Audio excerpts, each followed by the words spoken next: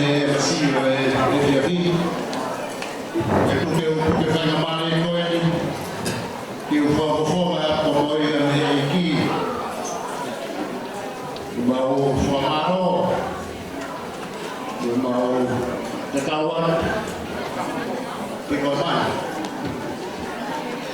Pagkagi ko maaf, kapwa ko ang ikaw na siya ay mawafakan sa kanya sa siya.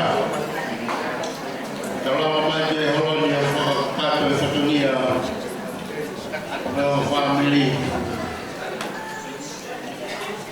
Ikaw siya kaya hon kaya ako o kaya ko mo yan di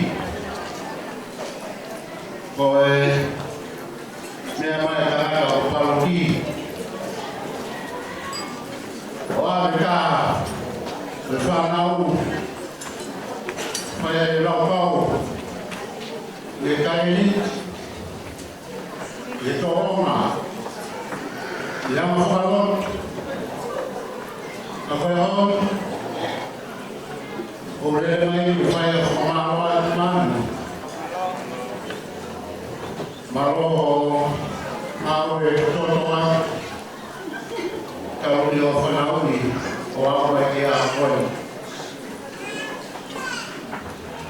Koe moe o ngā kia ko moe o te uki.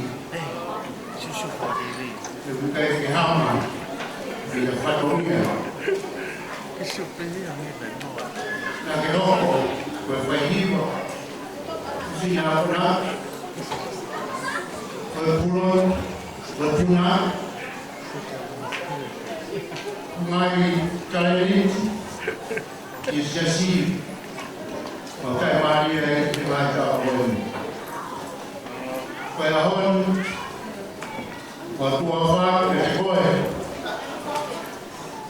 Nemosili Oki fai lakukan Pega ada Beberapa Mosfai Mengkekil koe Puri Lapoi Kamai Koe Sesi Kehoko Filho Koe Whalama Koe Lawa Ikahawa Hoi Kawan Koe Tua Mahama Kapua Mai Hala Whanonga Hoi Koe Ausia Akwen E pia e whamaro lea Unu whakawhea mai sesi, maulawa mai a koe, ki mau whamoni mo kaunga pukoa, ki a koe ni mani. Pea whiawhia whamaroa, ko tukila wei e hoi koe tausea, ka koe ki ka toanga mali eni, si whine mātua me sia ko kahoa. Pakufie fia lai au pito, Makanya dia paling mungkin awal, kan? Amati mutu amikawa boy, buat kayak lagi ini, wah kalau kawa tu telekomaran, ofah kita apa ben, plus ofah, mau kamu satu dia deh, apa lagi nanti nak mau bikin mutu beli orang, apa boleh man Pakai feunga, apa malu saya kekoe, pakai force. Kalau mau no, tapi aku, ifia berkawapi, tak kaya ifia koe, ama palu.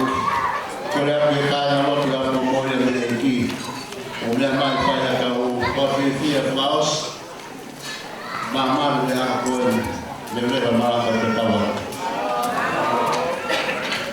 DJ yang paling nafas itu.